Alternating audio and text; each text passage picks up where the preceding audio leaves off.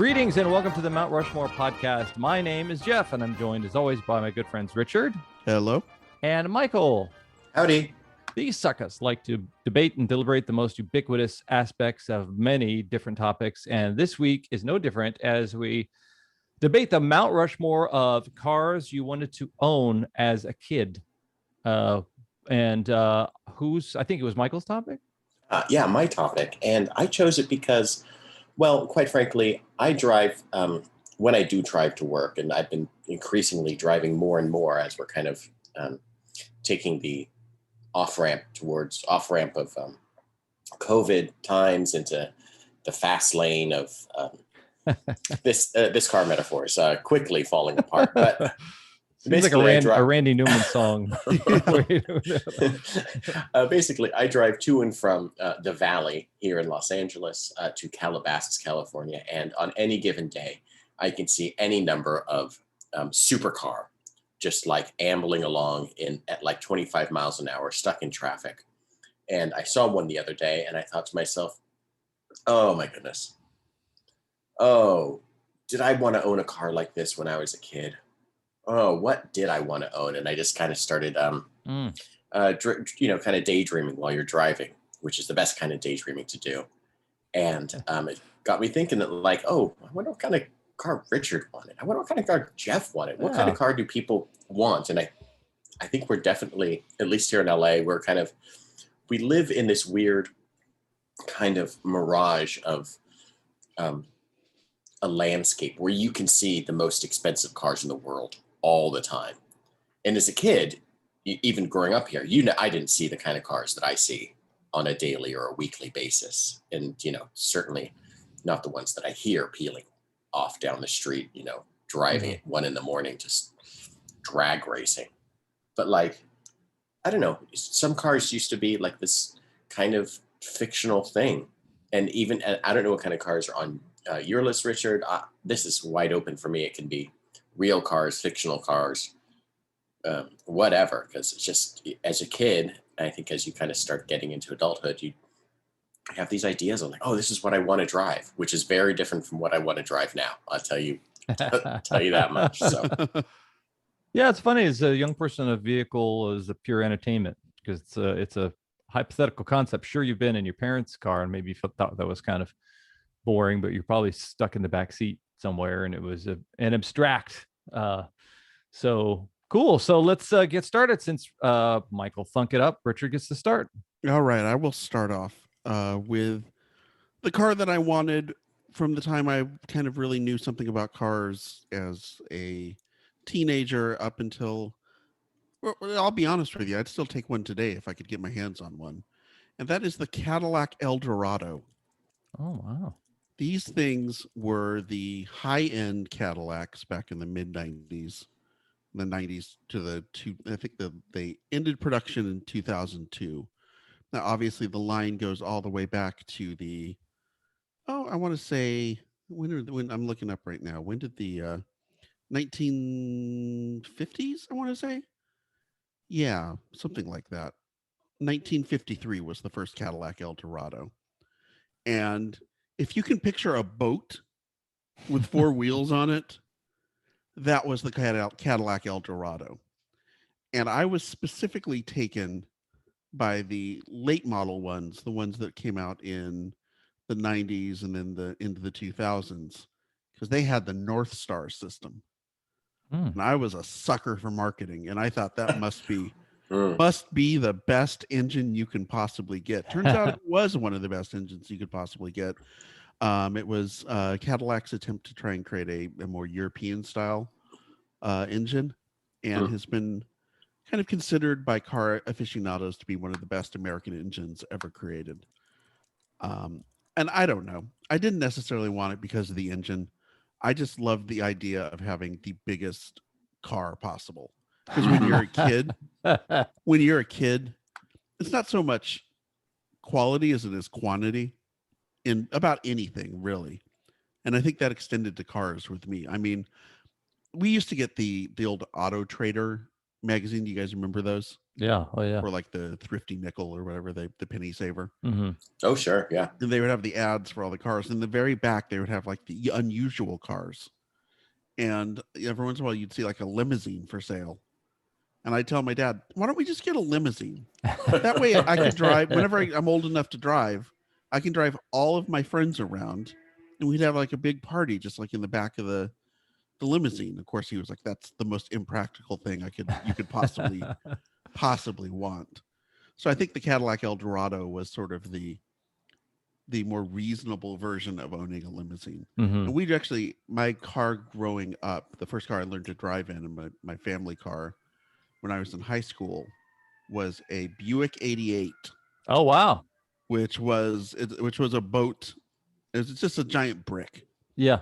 It was more of a brick with wheels, had no get up and go whatsoever. The Eldorado. I'm pretty sure that we had a giant Buick 88 or so. We had this gigantic black car. Sure. That broke down in Bakersfield. That's all I remember. This car being huge and black, and then it broke down in Bakersfield. What a sad place to break down. Yeah. Oof. No, I the times I've been able to be in a Cadillac Eldorado, it's smooth.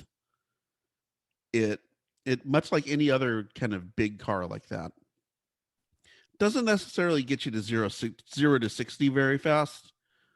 But once you get up to 60, you're cruising and you feel like you're doing about 20. And I was always appreciative of my Buick 88 because I learned how to parallel park with that thing. And if you can parallel park one of those behemoths, you're in good shape with my Kia Forte now. Mm-hmm. Any parallel parking situation's no problem for me. It's one of the if we did a Mount Rushmore of things that we're good at, I might have to consider parallel parking on that list, and I owe that all to the Buick 88. I imagine you're probably seeking more geometric challenges. I was like, give me a perpendicular park. Okay, give me a trapezoidal parking. Come on. Yeah, exactly. Well, I saw this great video the other day of like an old 1920s car that had. Do you remember in the back of cars used to have the big the spare tire, the spare wheel that you could put on? Like a Lincoln had this. Yeah, it had like the system where basically that tire would extend down and the car would just kind of roll sideways into a parallel parking spot. It had this extra wheel that was just like would help. It was like the parking assist of like the 1920s or 30s or something. Wow. It was wild. Yeah, there's a lot of those sort of, before everything kind of got standardized, people were just throwing everything on cars to see whether or not it would stick. But the Eldorado was just this incredibly smooth for being such a big car. It was incredibly smooth riding, and it just, to me, that was just the height of luxury. Yeah. Now, does that mean that I have the same automotive taste as, let's say a 1980s pimp?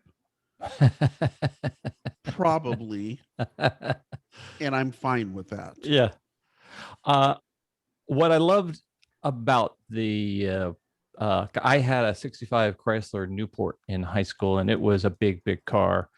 And the sense of safety that you have knowing that if I do hit something at high speed, I've got a 15-foot free fall before I ever hit the windshield. Like, you've got so much space. You're going to be fine. Now, the problem is the windshield is about 5 inches thick. Yeah. So if you do hit it, you're probably dead where you stand. I'll be shattered. Yeah. That's a fun choice. Boy, Richard, I don't know if I expected that from you. I don't know what I expected, but I didn't think it was going to be that kind of big American kind of. Oh, I love me. I still love me and my wife. Anytime we go looking for a car, not so much anymore because we just go to CarMax and we kind of know what we want. But back in the day where you would literally go from dealership to dealership and see what they had in stock. Yeah. Anytime there was like some sort of like midnight late model Cadillac or Buick or something else that was like just massive. Yeah. I would start eyeballing it and she'd have to say, no, we're not getting that. No, we're not. No, that's so impractical. No, no, not a chance. Funny, you talk about dealership. In North Hollywood, where I live, there are fewer, but Glendale, where I used to live, it seems like there are still plenty of mom and pop corner dealerships. They're not in Miracle Mile. They're Sure. that place that has a dirty, busted out sign with letters missing, and they've got 3.5 cars on the lot. Like, who goes there to get a car? It's like I just can't even comprehend why would you go.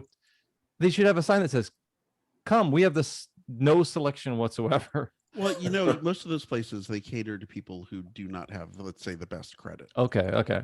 So there's your issue there. So if Forgiving. they're very forgiving if you want to buy a 1973 Pinto. Yeah. You have no choice in anything. Right. Yeah. Okay, Winfield, what's your first choice here?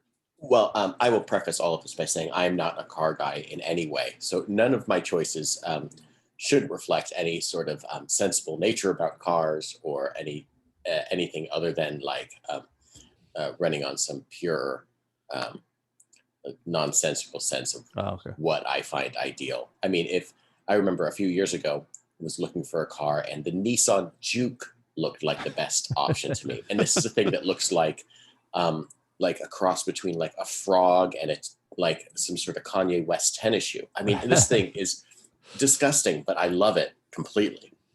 That's not my choice, though. My first choice as a child of the 80s is the Lamborghini Countach in black, because there are only two things that came out of the 80s, and that was the Lamborghini Countach and like the Ferrari Testarossa. But my car of choice as a kid was the Lamborghini.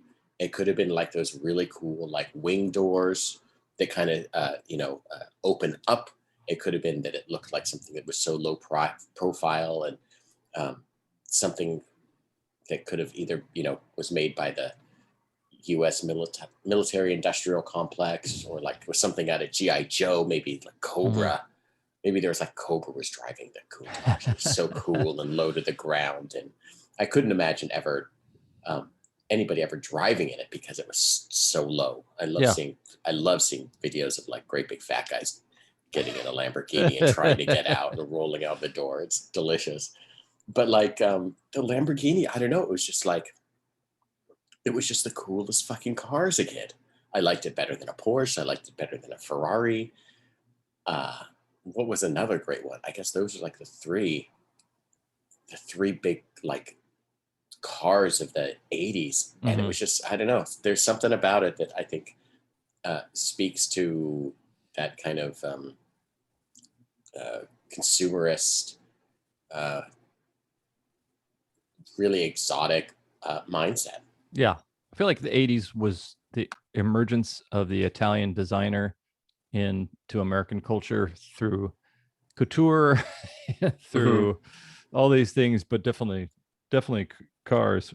I have no idea if this car is good or not. I have no idea if it was faster than any other car. All I know is that it just looked like something out of like a video game, or something out of like the last Starfighter should have been driving that around, or there's something that's very science fiction about it.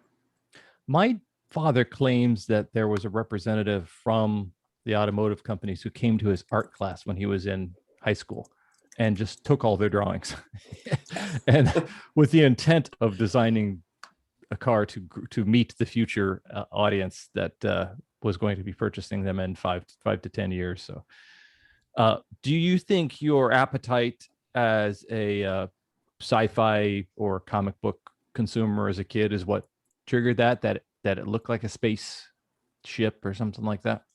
Yeah, definitely. I think that the doors opening up vertically rather than gull wing, rather than the gull wing. I don't know what kind of car that was on, but those were always cool too. The ones that kind of opened up that looked like something out of like the cartoon Mask, where they just kind of float up and out. I don't know, but this thing was just like so cool. You never see anything like that. And it has these cool vents on the side, and it's got the spoiler, and it just looks like it kind of looks like a geometry problem. Like just you look at it and it's all angles, and I don't know. It's also a car that, like, as a kid you'd never see.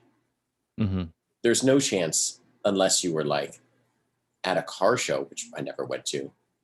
My impression of the Lamborghini was entirely built upon what it looked like on the poster, like Yeah. on a TV show or a movie. It was like this kid, a teenager, like 13, 14, that had like a Lamborghini poster. And I was like, oh, holy shit, this kid loves this cool thing. What is that? I don't even know what that is. I don't even know how to spell it. Countach? I don't know what that means. I still don't know what it means. It's so And there's no part of you weird. yet who understands that you'll be stuck on the 101 in 10-mile-an-hour traffic, and there's no way you're gonna. Yeah, this is the car that I immediately thought of when you're sitting there and someone's like just desperately trying to zip through, and you're just like, just what are you doing? It probably sucks to idle in a car like this. Yeah. I don't know. It's okay. All right. Manfredi, what's your second choice? All right, so my second choice, I'm continuing with the bigger is better theme from my childhood. And I will acknowledge this is a truck, not a car. And if I cared enough, I would probably try to amend it but I don't care. Okay. It's a truck. And it is the biggest truck of all trucks. I am, of course, talking about Bigfoot. Nice. Excellent The choice. monster. Excellent choice. Yeah, no, it's super. I mean, who among us wouldn't want to crush cars with the ease with which Bigfoot was able to do this? Mm-hmm. The original Bigfoot was built in 1975 by Bob Chandler, and he built it as the underassembly of the truck from one with a military surplus top loader on 48-inch tires. So he was basically built it as a way to promote his own performance parts center that he had. And he kind of just built it as kind of a showpiece. Mm-hmm. And he started making appearances at tractor pulls and other car shows. Wound up getting a small part in the movie Take This Job and Shove It. Oh, nice.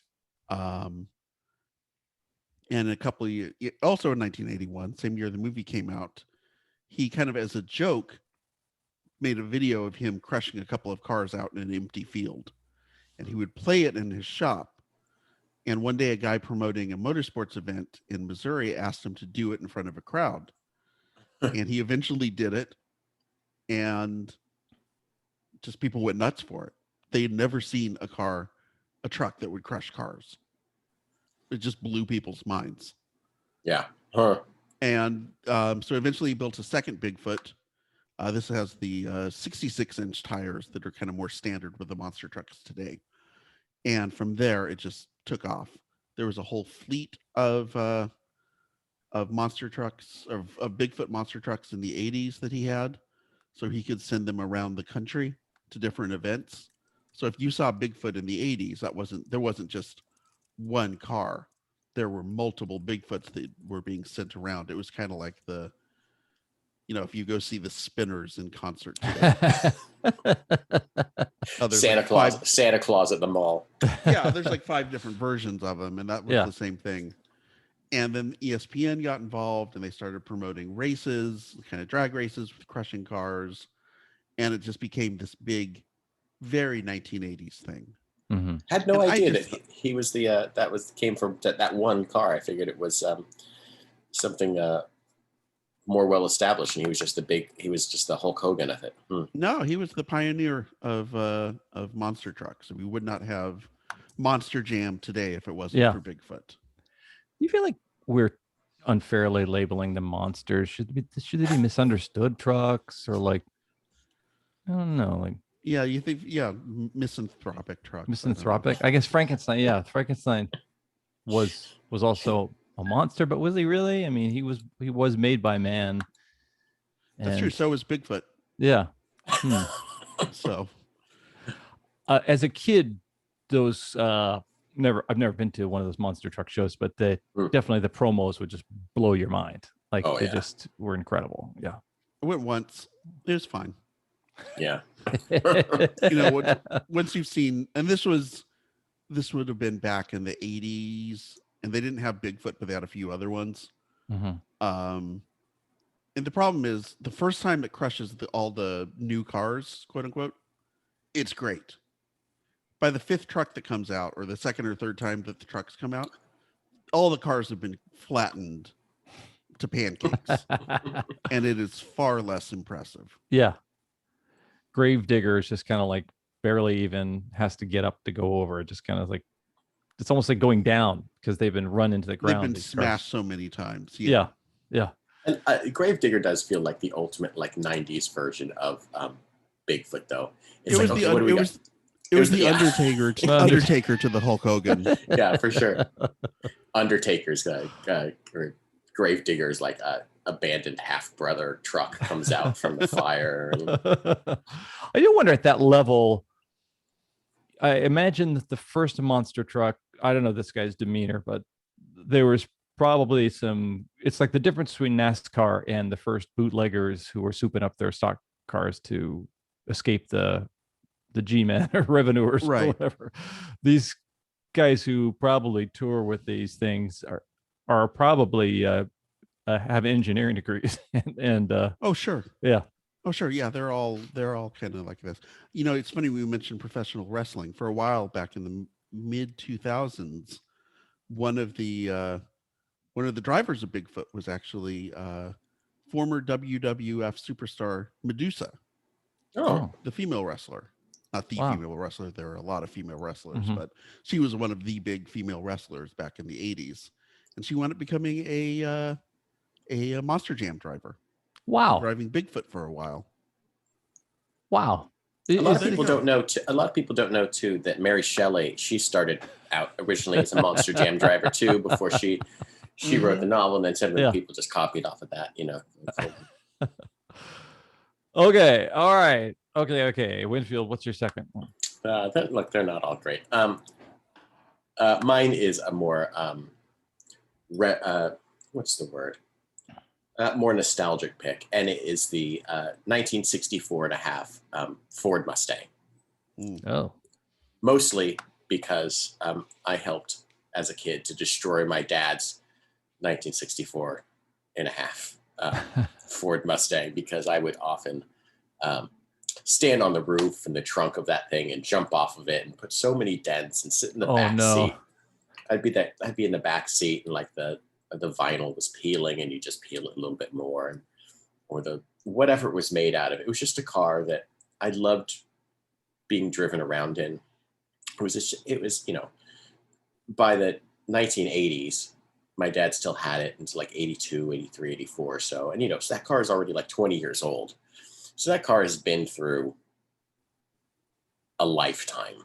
A 20-year-old car is an old car when it's been driven. Yeah.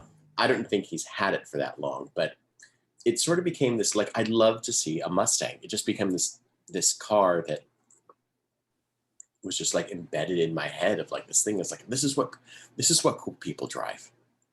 We have a good friend, Julie, and she has a Mustang, and she has to take this thing out every once in a while just to keep like the motor working. So she has to, like, every once a week, she has to like drive it around the neighborhood for like half an hour just so this thing doesn't fall apart.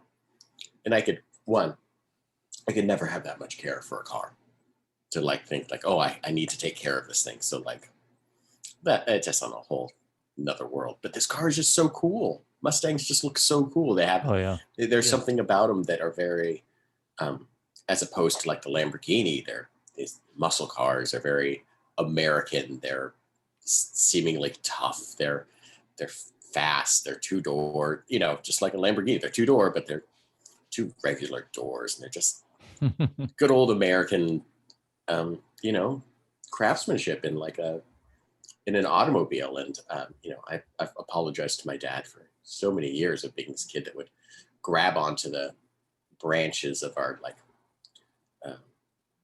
Chinese elm tree and stand on the roof and the trunk and dent it and try to swing off of it. And it's like, oh, my poor dad in his car, these things that we do to them as kids. But you don't know. Sitting in the car and you're in shorts and your legs are sticking to the vinyl and burning, and you're like, this car is awful. And at the same time, oh, it's so cool and nostalgic. Did you come to that apologetic feeling after becoming a father, or was it even before that? No, it was before that. Yeah. My dad had owned just a number of cars that weren't as iconic. I realized it wasn't a Buick, Richard. It was an Oldsmobile. He had this. Oh, there we go. My mom had this huge 87 or 88 Oldsmobile that was just the size of, it was just a boat, a tank. And they had this other little tiny Datsun after my parents got divorced. And he had like a Toyota pickup truck with a camper shell for when he was a handyman. And he's had trucks kind of ever since then. But that was like the car that I associate with like my cool dad from when I was in the 80s. And I will never not have that like lingering desire to own one, even though I know I could never properly take care of something like that. Mm-hmm. Yeah, the 60s era Mustangs. I had a friend of mine who had one, and I warned him before he got it, and he was in high school. I said, those things, it's going to break your heart. You're going to be spending more time up fixing it than you are driving it. He didn't listen, and I swear within 2 months the engine went. Yeah. And he had to do a complete rebuild, and then something else went. It was just like, they were notorious for being like trouble, just all kinds of trouble. But they look. I'm sure. Initially, I'm sure they, like all cars, for the first 10 years, I'm sure they ran great. But you have to, for any of these cars that are so old, there is a dedication and a care with them that I don't have. I can barely change my car's oil every 3,000 miles. I think it was in high school. There was the dude who was super wealthy and kind of effortlessly cool and like attractive, but also kind of the goofy and friendly to his buddies. And his parents had given him, like Richard Manfredi. And his rich parents gave him a 65 or something like that. And perfectly restored, pristine. And, he didn't ask for it. He would have been fine driving around with whatever, but it just raised his coolness level even more. And do you remember in Boogie Nights how there was Dirk Diggler, and then there was Philip Seymour Hoffman just wanted to be Dirk Diggler, like he would wear like similar clothing or whatever. There was another guy in our school who was obsessed with that first guy, and he got a 67 Mustang or something to try to be that guy, and it was always falling apart. It was like the facade that he was trying to keep up of catching up with this guy was just always breaking down. So all right, so speaking of breaking down, let me break it down for you. Here's what you got to do. So pretty soon this whole pandemic is going to be over, and you won't have any excuse to not be hot. You've got that extra 20 pounds that you have, so you better hit that treadmill, or you got to go out and do some road work like Rocky Balboa or something like that. And that means popping in the headphones and listening to the Mount Rushmore podcast as you run around all of Los Angeles. Don't hop in your Lambo, Countach, or whatever you said. You got to hoof it. Yeah, you got to get the road work in, put those miles in. So download all of our past episodes and just start running. And I think by the time you listen to them all, you're going to be good. You're going to look good. You're going to be lean. And you're going to be so, I don't think informed is the word. Certainly not. Certainly not. You'll be knowledgeable of the opinions of middle-aged white men. That is what you'll know. And you could also even impact the future of this post-pandemic Mount Rushmore world by going to our social handles, Facebook, Instagram, and Twitter, and suggesting future topics. That would be super cool. We'd love you for it. Manfredi. I would just say, avoid anything pandemic related, because I think that as we enter into a post-pandemic world, nobody wants to talk about the last year. Yeah. I don't want to see a movie about this last year. I don't want to read a book about this last year. Yeah. I want to just be like, you know what? It's already almost June. We're halfway through the year already. Let's move on. Let's keep going. We'll be like the Republicans with the January 6th commission. Who needs it?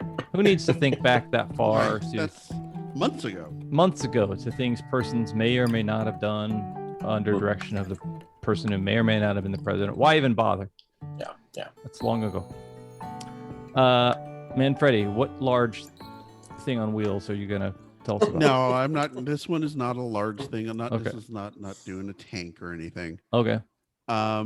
I thought about, my thought was, I don't really want to do like a pop culture car. And then I thought about it and I was like, no, I really wanted the Trans Am from Smokey and the Bandit. Oh, sweet.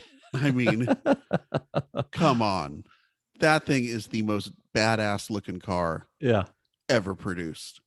And that thing just maybe, I don't know if the association is with being a kid in watching Smokey and the Bandit on my local, independent TV station in 1983 and seeing Burt Reynolds and just thinking he was cool as shit. Yeah. And if that guy's driving that car, then it's got to be the coolest car on the planet. Yeah.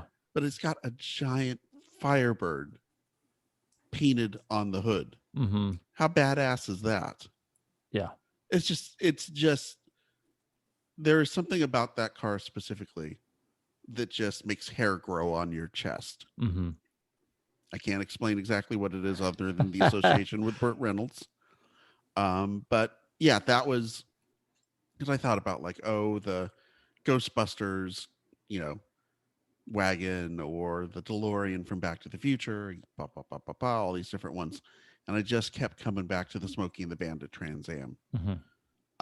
Turns out that it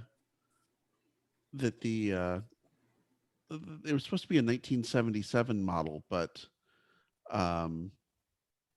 Pontiac actually they were actually supposed to phase out the Trans Am model. They were going to be going to the Firebirds within a couple of years, but the Trans Am became so popular because of the movie that Pontiac actually held off on introducing the Firebirds for a few years so they could get more sales out of the Trans Am. That's how big of a deal that movie and that car was. It actually changed the way that Pontiac decided to market and sell their cars. Wow. Yeah. Hey, that's pretty cool. Yeah. Could have gone with the Pinto, but no. No. I don't remember any movies where a Pinto was being raced around. Oh, I do actually. Spirit of 76. Have you ever seen that movie? Oh, the Red Cross with the McDonald's. Yeah. There's a David gag. Cassidy. Yes, there's a gag in there involving a Pinto exploding. Yeah. So I guess I could have technically chosen that, but the Trans Am's slightly cooler. Yeah. Did Paul Williams or somebody ride a small car, and I think maybe it was like a Fiat in Cannonball Run or something? He might have had a Mini Cooper or something like that. Yeah. I love the stunts back. Well, the TV, show or movie like Smoking the Bandit obviously inspired things like The Fall Guy or even I think somewhat Dukes of Hazzard. But it wasn't uncommon, for it to be a Trans Am until they hit the ramp, and then midair it was it was a Camaro or whatever thing that they were gonna junk after the stunt was over, painted the same way as the hero car, and then it would smash and pick up where the Trans Am was driving over. Yeah, they actually lost the original Smokey and the Bandit, the show car, the one that they used to promote the movie. They couldn't find it for a long time. There was a car that claimed to be that showed up on eBay in 2015 and never got sold. So it got restored and was sold at one of those Barrett Jackson auctions that you see on TV all the time. Burt Reynolds actually drove the car up on stage with Eastbound and Down blaring on the speakers. Wow. And it sold for $550,000. Holy crap. So I will not, that is one car that I would have loved to own that I will not be owning. Yeah. Wow. The Hal Needham did so much more for cars, I think, than anybody else with the romanticizing of the stunts and things like that. Not that that wasn't kind of already happening, but the storytelling that he was able to weave around it was the car was almost as much of a character as and showed about as much depth and emotional acting range as Burt Reynolds. So man, I don't know what makes a young person, Indiana Jones has a nerdy side to him. He's an archaeologist, and he what made me as a kid want to be like Burt Reynolds? There's nothing to identify with this testosterone laden cheap joke slinging. He smells like Brute or Old Spice or something. Yeah. I don't know. I think he reminded me of one of my uncles. That's the best explanation I could come up with. Yeah, that's pretty good. Yeah. easygoing kind of guy, and certainly a different type of matinee star than his predecessors. He's not like Robert Redford probably want to talk to you about the environment or something like that, and Right. seems like you could crack a beer open with Bert. Bert. Yeah. Winfield, what's your third? I've got a dumb one. Oh, good. I've got a Excited. fictional one. Yeah, the Teenage Mutant Ninja Turtles party wagon, the turtle van. That's Wow. so good. As a kid, That's so good. it's just one of those things that I just loved. I loved that it was just like this goofy, transformed like VW van or whatever it was called. That it is just this thing that, as a toy and as a cartoon, it had this big pop open door and it had cannons.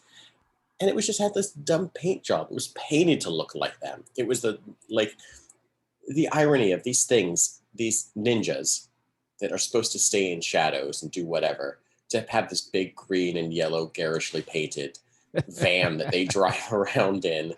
And, the most conspicuous thing you've ever seen, it was just so delightful to me. And I love the idea that this is this van that these four guys hung out in together. Like, sure, they hung out in the sewers with their rat master, but they also drove around in the city. There's these teenagers that, what's something that teenagers love? They love to hang out in a van, be out there on the road, and of course run over other ninjas and whatever. But I loved this thing as a kid. I loved the look of it. I loved the feel of it. I loved just everything about it. It's so great. I don't know. It's just yellow and green and great and bulky and stupid. And I never had it as a toy. I had a bunch of turtle toys, but this is one that I never had, and I think I always wanted. And maybe there's I get a twofer in this, where it was a toy I wanted, it was a car I wanted. I was never really, I think we talked about this on another podcast ages and ages ago. We talked about, I think Richard pulled up like van culture, or like oh yeah, the van. what was Jeff's movie that he loved. That's what van. it was. Jeff talked about it. I thought it was you, Richard, but Jeff, yeah, the van. And like I'm looking right now at like a picture of like an actual like restored 1957 Volkswagen Vanagon that looks like the turtle man, and it's just so delightful. I love the idea of this thing in real life being possible. I don't know. I love the silliness of it too. Did it evolve? I know the turtles have been rendered differently, and oh sure, some of the party wagons look like they are VW buses, and then some look like Dodge vans, and some just more like military. Yeah, I'm looking at a picture of like one from like the 2014 movie, which weren't half bad. Like the newer like live action or CG. I don't know if they're CGI or combination CGI live action of like turtle movies. Not terrible. Pretty funny. Pretty good. But yeah, I'm looking at a picture and it looks like they have one of those things, and it was like it looks like some kind of post-military, post-apocalyptic, heavy duty. The tires are way too big for the I will say, if I were to kind of toss in my memory, my father briefly had a VW bus, and I think depending on what era, they're called different things. The VW van or Vanagon. It wasn't a Vanagon, but it was red, and it was pretty plain. It wasn't one of those with like 32 windows and the really old kind of cool ones. But what I loved about it is going camping or going on a road trip. You could roll back the moonroof in the passenger cargo area, and he had a luggage rack on top, and it was just basically a jungle gym. So you could be driving down the freeway and going on monkey bars essentially at the same time. And God, I had such a good time in that. I think something also about the front end of a VW bus being the driver is so close to the front end of the vehicle because there's no nose to it. There's no engine there. It's in the back. So it was so frightening because you would pull in this vehicle, you pull up and you think in your mind, stop, because you're about to hit a car in front of you or something. But you have 4 extra feet that other vehicles don't. Good story. All right. I will tell you, Richard, if you have this immaculate power to parallel park, I am the opposite. I've had my car for I don't know how many years, and I still have never learned like the distance behind what is left. I don't know how many times I've gotten out of my car like a geek and to say like, okay, 1, 2, and then I walk back to my car and then slowly inch it back another 2 feet, and I'm like, what am I doing? How did I never acquire this skill? What has spoiled me is backup beepers. I have one of those on my car. I don't have the camera, but the backup beeper is like, boy, that's pretty helpful when I hear it flatline like a patient dying on the that I know. Yeah. Okay, you're gonna hit the car. Wrap it up, man, Freddie. Give us your final choice. So my last choice, I went with big. I've already done big and then bigger. Oh, okay. This time I'm going small. And I'm going with the Tamiya Hornet RC car. Not familiar. It is the one of the off-road buggy looking remote control cars. You can picture what those look like. This was basically the model that sort of launched the RC car craze back in the 80s. And those are the ones that you would see, racing at the, kind of RC tracks, and every rich kid had one. I didn't have one of those. I had like a Nico, which is like kind of the model, the brand that was kind of just below Tamiya. But I loved that RC car, man. I used to race that thing all around our street. We had a big tree kind of in the front yard and it pushed up the sidewalk out in front of our house. So it kind of made almost like a de facto ramp. And so you could take that thing and hit that ramp and cause that thing to jump and spin and flip and do all sorts of damage to it. Of course, my dad would go apoplectic every time I would do that, because that was probably like the most expensive gift I had ever gotten to that point in my life. And like an idiot, I'm sitting there just saying, whoa, here we go. Let's make it flip 8 times. Boop, boop, boop, boop, boop, boop, boop. Then he'd have to take it and see if he could fix the suspension or whatever he'd have to do to make it actually work. And the Hornet was, like I said, was the next model up. That was the one that you would actually see being raced in competitions and stuff like that. My other car was nice, and it was fun for just sort of getting around and kind of zooming around the street. But I really wished I could have raced those there was like a big remote control track up in Fresno, and I would have loved to have gone there and been able to race and go do all that sort of stuff. But it just financially never worked out that we could get something that nice for me to be able to race. I had a good friend, Clark Gilly, growing up, and his father. I think it definitely helps when there is like that parental influence and the parental help of wanting to fix something and wanting to engineer it and wanting to learn how to drive it.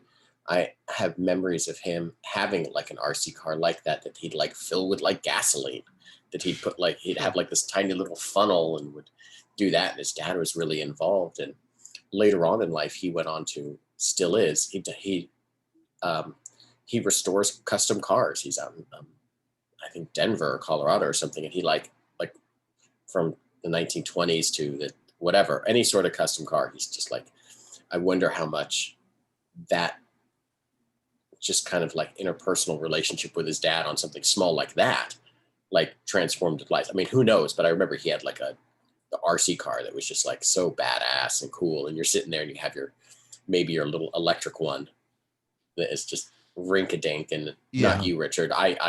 Oh no, it was kind of. I might have had something like that, but I don't even remember now. That's how it didn't impact me. Right, the Nico one was definitely one of those ones you had to plug it. You got maybe about 20 minutes of use out of it, and then you'd have to plug it in for another day, and then you could bring it back out. So that's how you knew you didn't have the highest quality one. Here's a little interesting fun fact. If you watch the movie Toy Story, at the end of the movie, there's a scene when like Buddy and Buzz and Woody. Oh my God, I fucked that up. Where Buzz and Woody are trying to get back onto the moving truck, and the RC car is driving after them, and they have to strap themselves onto a rocket. Well, there's a moment where Buzz is using like the control for RC. And then he's driving after him. And then eventually the rocket goes off and they take off and he drops the control. They've effectively ruined that car, that toy. That RC car is never getting played with again past that point. Right. Because the mom 100% isn't trying to find like a replacement radio control unit. They just delivered a useless car back into the toy box. Oh, that's horrible. Good job, guys. Yeah. Great Pixar. Did you ever think about how much you're ruining the life of that toy? Okay, Winfield, the last one, the last choice, last car. Then we park it. Park that car. My last choice is one that extended to my late teens, early 20s. So I hope this qualifies. And that's the Volkswagen Jetta from 2000. Wow. Okay. And I don't know if it was just the incredible marketing of Volkswagen at the time that really just completely sold me on their brand as a car, as a thing that was like, when I was 20, it was just like the coolest fucking thing in the world, Volkswagen, whatever it was. I remember the Pink Moon Nick Drake song in like the Volkswagen Cabrio commercial. That's just like when you're 19, 20 years old, it's just haunting and beautiful and just lovely to see like these friends driving around and with the top down in this star-filled sky, and they pull into a party and then they just keep on going, driving their car. And it's just like one of those like images that I have like seared in my mind. It's like, oh my God, Volkswagen's so cool. This is the life that I just want to feel like this sort of sense of being young. Now, I didn't get my driver's license until I was way, way older, until I was like 21, I think. I didn't drive. I didn't drive it at all in high school. I never got my license. I went to take one test one time and I missed by like 1 point or half a point and then never went back when I was like 16 because I decided that I wasn't going to be bothered anymore. So it took me a long time to actually get into driving, to be interested in driving.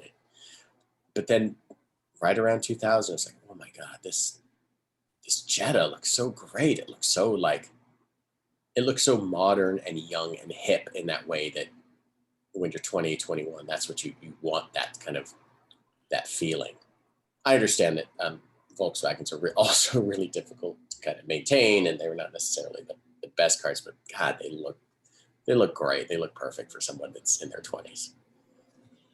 I fell for it. I got I think I was driving in a friend's dad's 2001 Jetta. And so by the time I got like a grown-up person job in 2004, I went for it. And it was like, even just the interior was designed so nicely, and the lighting, and you could change it from this cool cherry red to this cool green, like, and I had been a fan of, we had squarebacks and Beetles and Golfs and Rabbits growing up. So VW was already kind of part of our kind of family.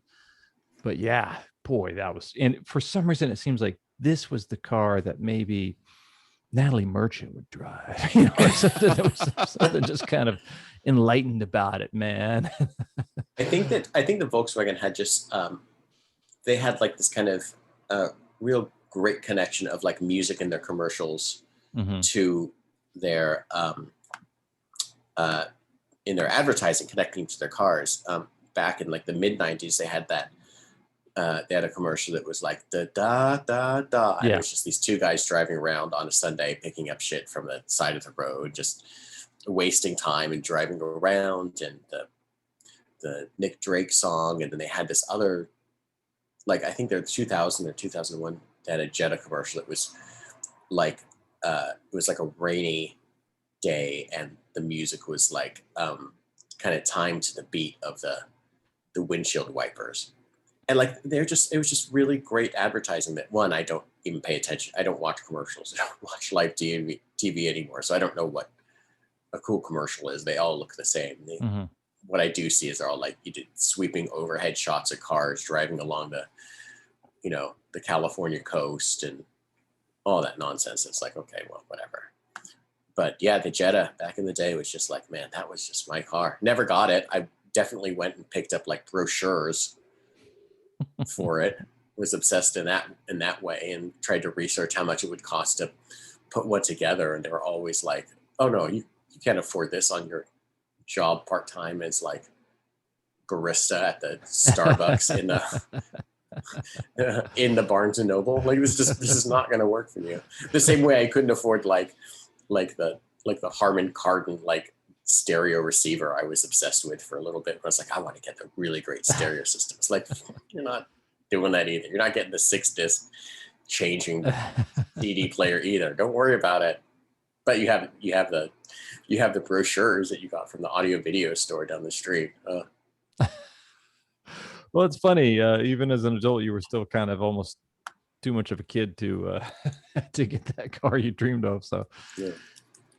I think VW, like Apple, to me, has lost some of the anti business manufacturing. You know, it seemed like Apple they were kind of like the hipster outsider for so many years, and now they're just part of the Borg like everybody else. So. All right, dudes, this is a lot of fun, a lot of really compelling memories. I don't envy you your role of judging Jeff. Well, thank you, Jeff. I appreciate you saying that. But I'm going to go, because it's not a car, Tamiya Hornet RC car. You're not like a car person could drive. So I'm just going to pull that one out. Wow. And Bigfoot monster truck, gonna go with that. Gonna go with Trans Am Smokey and the Bandit, gonna go with that. Ninja Turtle wagon, gonna go with that. And it's a 3-for Richard, Cadillac Eldorado, gonna go with that because it brought back some memories of cruising in my dad's Monte Carlo. It was just like a big cloud. It was just like a big cloud with an 8-track playing ELO. It was pretty awesome. All right. So this has been the Mount Rushmore of cars that you wanted as a kid. I, as always, am Jeff. I'm Richard. I'm Michael. Vroom, vroom. Vroom, vroom. I'm going to carefully stop recording. Just pray. Stop recording.